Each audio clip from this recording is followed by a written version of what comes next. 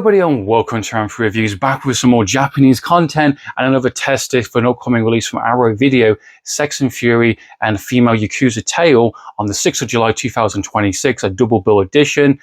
Both films for the first time, I believe, fully uncut and available in the UK. And once again, exploring more of this kind of subgenre that I've been diving into in various different ways, from whole round Japanese cinema in terms of the V-cinema lineup, in terms of the pink genre, exploitation, classic kind of samurai movies.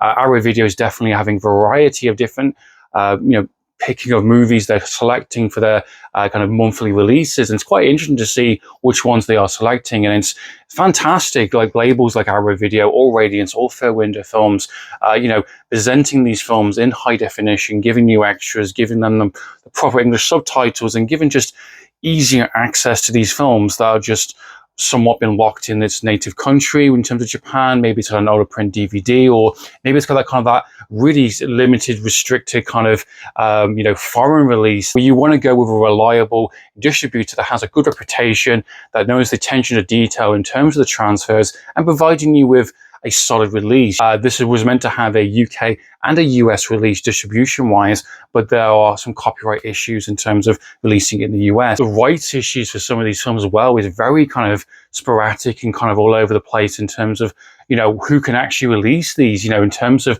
the UK and the US. And this situation happens more often than you think in terms of who get access to the rights to these films. And sometimes it's not even about the rights. It can be down to censorship. Some regions have different kind of standards in terms of violence or animal cruelty, and that can block a release. Like The Abyss, for example, relating to Arrow Video, GI Samurai, which does have an umbrella release, region 3 edition, does have an Arrow release coming up. The distributors know that a lot of people will import those editions later on, or they will just go to the Arrow Video US kind of official website. And for the umbrella side of it, in terms of Pulse and Shudder, fantastic editions from Umbrella, brand new 4K, packed full of special features. But surprisingly, Pulse is still, as the recording of this video, is still yet to get an Arrow release, despite the fact they have done a Arrow Blu-ray edition quite some time ago. There is just still not a 4K restoration work done by them or released by them. Is that down to the rights? Maybe it's not on their agenda.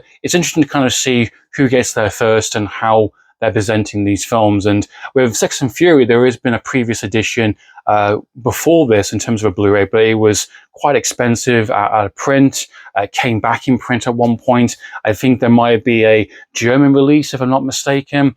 But again, kind of a region-specific US import, limited extras, probably not as good transfer compared to this edition.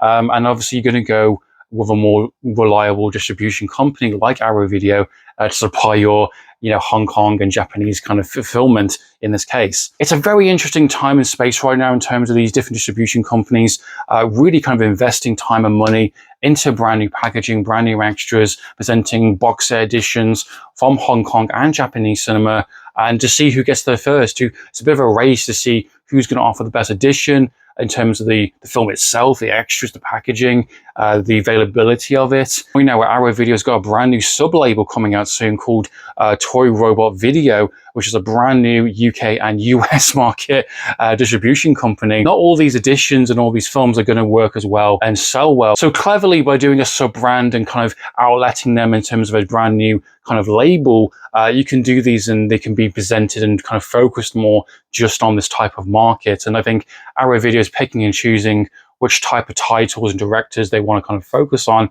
and releasing their films bit by bit. Now, with all that being said, let's dive into both of these films in terms of Sex and Fury and a Female Yakuza Tale. I'm doing a double bill review. I will be incorporating the extras, including my kind of conversation as well, being the fact there was only one main brand new extra, about 20 minutes, and 2 audio commentaries. So very limited in terms of the extras, but very, very insightful, very interesting in terms of exploring about this new subgenre that I'm kind of coming across now, called the pinky violence kind of subgenre, underground Japanese films. And I thought that extra really kind of solidified what kind of movies that Arrow Video actually are releasing and what was going on during this kind of sweet spot of the 1970s Japan cinema. And I've touched upon exploitation, I've touched upon the pink genre recently with the Third Window films, underground Japanese kind of cult movies that more got appreciation, not from the time of its release, but during the kind of the late 80s, 90s, where it kind of exploded on kind of VHS and kind of got re-released and redistributions later on, because during this time with the 70s, you know, films like Kenji Fukasaku's Battle Without Honor, they were dominating the cinema. They had more resources, more money from Toei, press screenings, where films like this will be, again, like the pink genres, like the exploitation kind of side of it, or that eventually would become the V cinema in the 90s, would be smaller budget, tighter restrictions, having upcoming stars from one way or the other,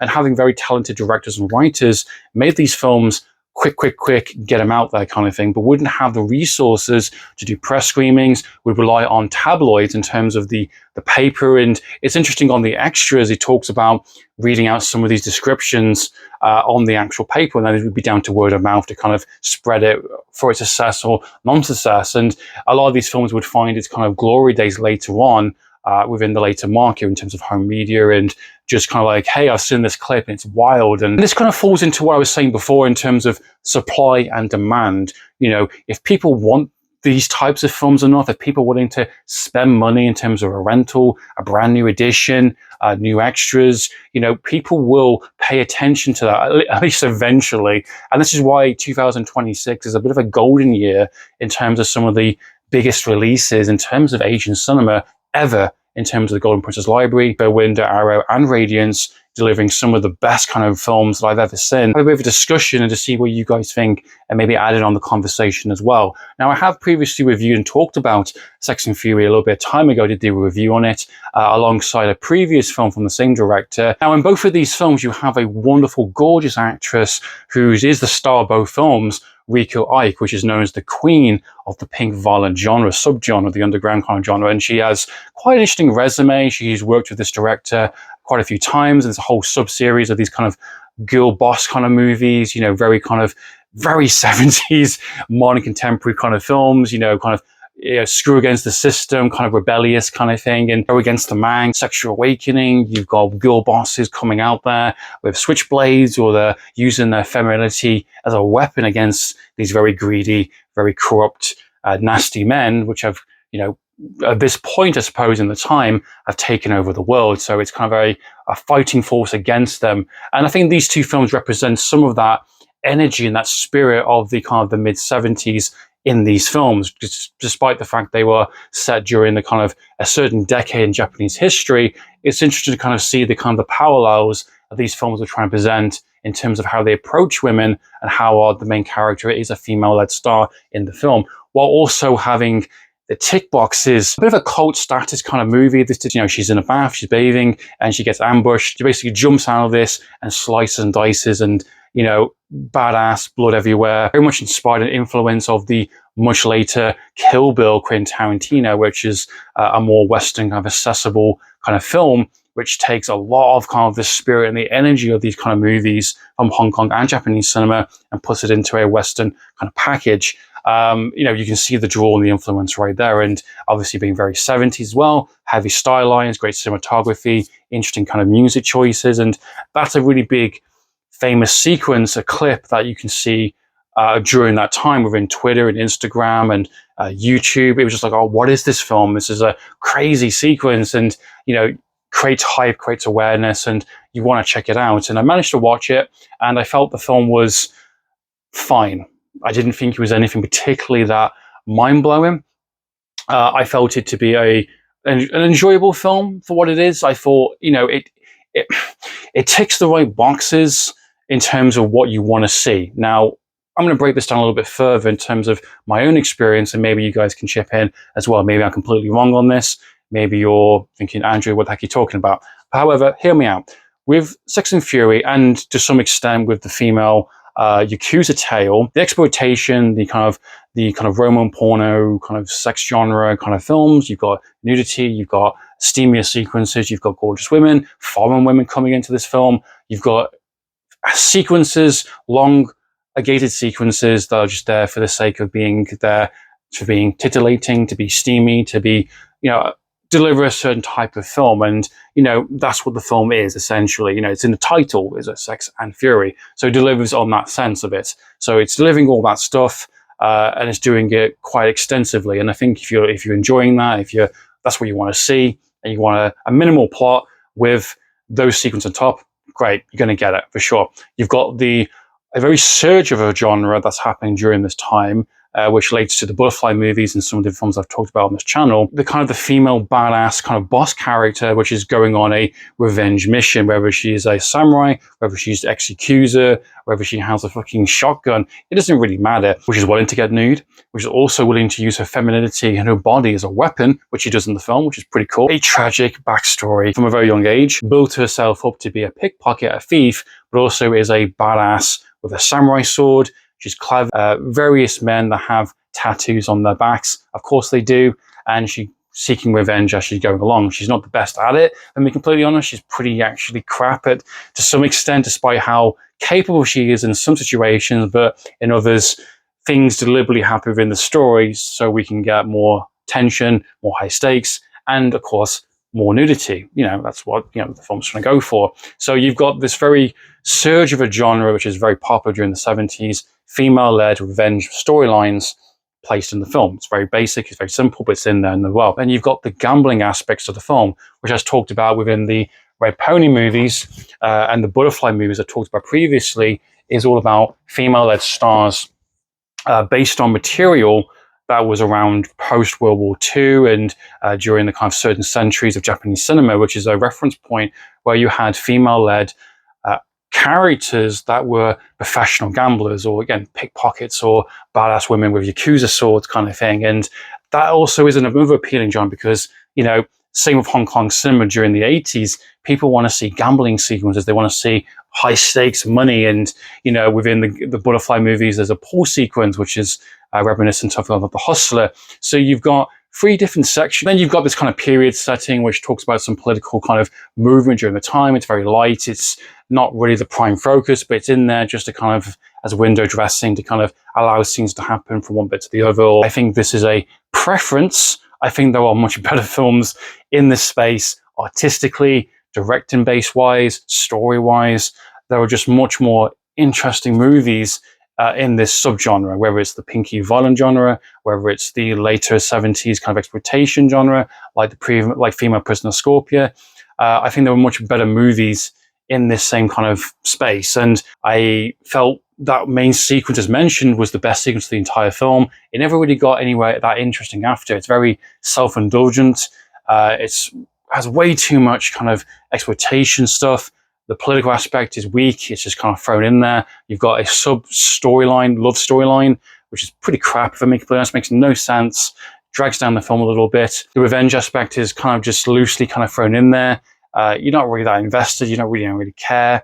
You're not even sure if you're meant to even like the main character, to be completely honest. However, she does have really good on-screen presence. She really does carry a lot of the film in terms of the film being good faith, in terms of her capabilities being a badass female-led star, in terms of the nudity, in terms of the action, the violence, and where the story ultimately goes. I felt there is at least a good performance there. There is something that you can hold on to. However, the other stuff is just window dressing. And I think if you're on board on that, you're going to get a really good time. However, if you watch quite a few of these movies in that same space, I think this film would be quite forgettable. And I think there were just other movies to check out that are much, much better. Moving on, let's talk about the sequel, Female Yakuza Tale, released in the same year, 1973. I believe they were done pretty close to each other in terms of their release. Different director this time around, from the guy who did A Blind Woman's Curse, which I think is really fun. Also could be described as a very messy film.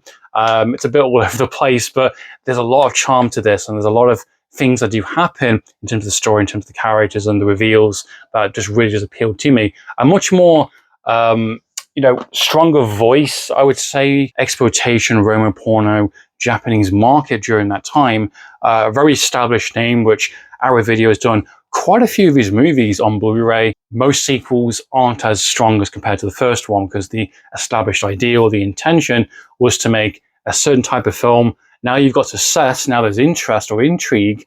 what can you expand upon? What can you do more or less of in terms of a follow-up entry? The Butterfly movie, I thought the first one was very good. Second film, I thought was quite disappointing and didn't really get much out of it. Same with Lady Snowblood. I thought the first movie was excellent. The second film was a bit botched down in its political side of it, and I felt our main character was kind of lost in translation. This one felt very similar within those two examples mentioned. You've got an established badass character, a Yakuza boss lady, someone who, again, uses her femininity, uses her skill set in terms of a pickpocket, a thief, whilst being a badass with a sword, and she is no fool, essentially. And you can watch this movie without actually watching the first one. It's actually quite surprising how separate it is.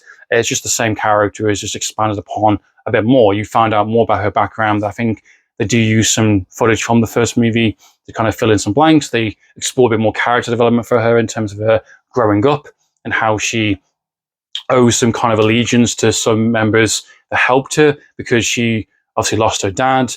She got brought up in a kind of an orphanage, and she had different mentors and different people that give her skill sets. And as the film went along, and you get to see a little bit of that, even to the point where there's a flashback where she's playing a 16-year-old version of herself, just in pigtails. It's kind of funny.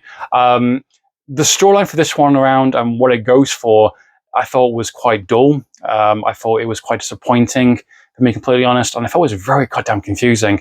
I don't know what the storyline really is for this film. From what I can grasp with the film, essentially there's this kind of massive kind of smuggling kind of operation going on between Hong Kong and Japan, where they're using women, prostitutes or women they're finding, and basically putting drugs up there. You know. Okay, I know what I know. What do you know? You know, there's a lot of sequences in the films. There's a lot of extended, drawn out, kind of self-indulgent, kind of just exploitation to the sake of exploitation, nudity, or kind of just odd, kind of pervy kind of moments in the film where you've got these villain characters that are just kind of sticking things up bit by bit or taking things out, and the women are enjoying it, the women are complaining about it, the men are just saying really strange things, and it's a whole operation that's happening in the film. There's also a sub-storyline with a gang of pickpockets and thieves, which is very minor in the film, and then they come really big towards the end, where they all just get completely naked and they kind of fight with samurai swords. It's trying to mimic and kind of recapture some of the essence of the first movie. They have the opening montage sequence where she's doing something again in a soundstage where she's kind of killing off a bunch of people, being completely naked with her tattoos on her and her breasts out. And they try and recreate some of that within the third act of the film as well. However, everything between the start and the end, I felt was just really, really dragged out, really dull, really boring. For an hour and a half movie, I felt like a 2.5 hour movie. This was so unengaging, and there is way too much time focused on the villain characters than our main heroic kind of adversary that we're trying to go for. And there's a bit more backstory to her. There's a bit more allegiance to the families and the kind of organizations that are kind of going on during this kind of location and the operation that's happening as well. And there is some high stakes with the kind of the gambling sequences yet again, more gambling, much more dirtier and much more kind of cruder, more pervier kind of exploitation sequences that just felt kind of just, this is really kind of, you know, drawn out and boring and uninteresting. And the villains, you just want to see them all die, but it takes far fucking too long for that to happen. Our main heroic character doesn't do that much. Side character of a side character of a side character, very similar to Lady Snowblood 2 film as well. I found the first film to be kind of overly familiar to me, and down to a preference ultimately in terms of how the film's offered. I felt the sequel to be just really not that interesting, really. Not in bad taste, not a bad film. The focus of the film was all in the wrong place. And I felt there was a missed opportunity here in terms of really expanding this world and this character to much bigger extents. And you can still do the exploitation side of it. You can still do the violent samurai stuff, which the film does offer and does deliver in this. However, it's not satisfying. It's not interesting. And I found the film to be quite a shame. And oh, I think it's the YouTube police after me. Love to know your thoughts and impressions. Please comment down below on both films, Sex and Fury and Female Yakuza Tale. You know, are these some of your favorite films? Have you seen these films in quite some time? Do they live up to the hype that these films are offering in terms of the cult status? I'd love to know your thoughts and impressions on both of them. Please comment down below. Let's create that discussion. Let's create that kind of dialogue in terms of the space at the time. You do get a brand new 20-minute extra called Naked Vengeance, which talks about both films, the kind of the space of the time in terms of what was popular within Japanese 1973, how these films were received, the actresses, the underground kind of Japanese genre that the pink violin genre was talked about, how Battle for Honor was the more dominating force at the time with some of the Yakuza films. Kind of adds on and expands the conversation that I've been talking about on this channel for a little bit of time. So alongside, you do get 2 brand new audio commentaries from Chris D, which talks about both films and gives some information in terms of the director and the actresses, and expands upon that conversation even further, alongside some standard kind of trailers and kind of archival extras included. So that's been my thoughts and impressions, my controversial thoughts and impressions on Sex and Fury and Female Yakuza Tale on this edition from Arrow Video. What are your thoughts, guys? Please comment down below. So in time goes down for reviews. Signing out.